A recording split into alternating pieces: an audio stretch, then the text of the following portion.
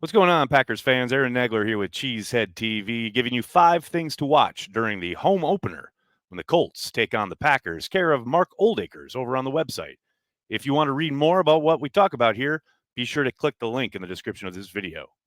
Number one, can Matt LaFleur maximize the skill set of Malik Willis? And yeah, there is a bit to work with here as far as a pretty damn strong arm, obvious mobility.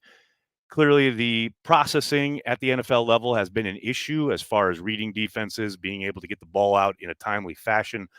But Matt LaFleur has a lot to work with here as far as not only inserting a quarterback into an offense that can be pretty dynamic, but lots of weapons for that quarterback to utilize, whether it is the running game and Josh Jacobs right behind him, or obviously the wide receivers. Though Jaden Reed is questionable with an injury, there's still Christian Watson, Romeo Dobbs, Dontavian Wicks, all sorts of talent on display there.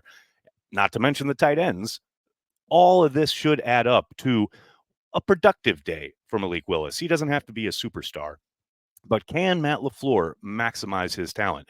I think most Packers fans will remember the first start by Jordan Love was a last minute insertion during the week when Aaron Rodgers got COVID, and it did not go well. And LaFleur himself has chided himself for not having a better plan for Jordan Love in that game. Now, the Packers aren't facing Steve Spagnuolo, and they probably won't be blitzed into all get out the way they were that day in Kansas City. But you have to be ready for everything. And if they sense a bit of weakness, they'll probably keep coming after Malik Willis if he doesn't have answers. And that is Matt's job, as he knows, to make sure that he does. Number two, Anthony Richardson splash plays.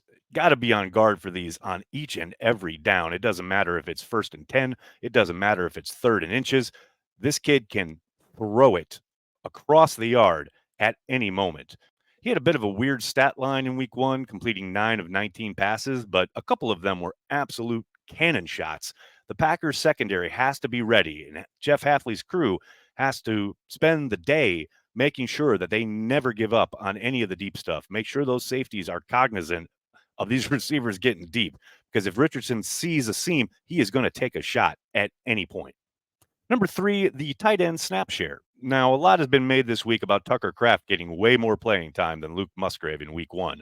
Some of that may have been by design and or the flow of the game. Certainly, it felt like maybe Musgrave got into a bit of a doghouse there with a couple mistakes throughout that contest. But Adam Stenovich, the offensive coordinator, did talk about wanting to even that out a bit more. Now, all of that said, we talked about this earlier this week on the channel. I do think this game lines up for Tucker Kraft to be a real security blanket for Malik Willis.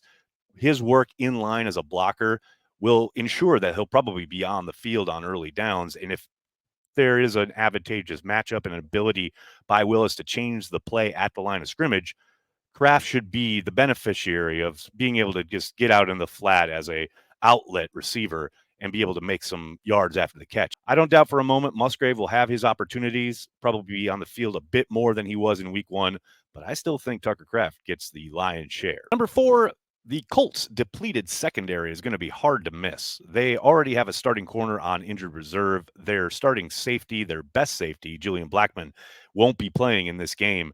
They are pretty threadbare on the back end. And obviously that is a bit of a temptation if you're Matt LaFleur and you have all these talented wide receivers on offense.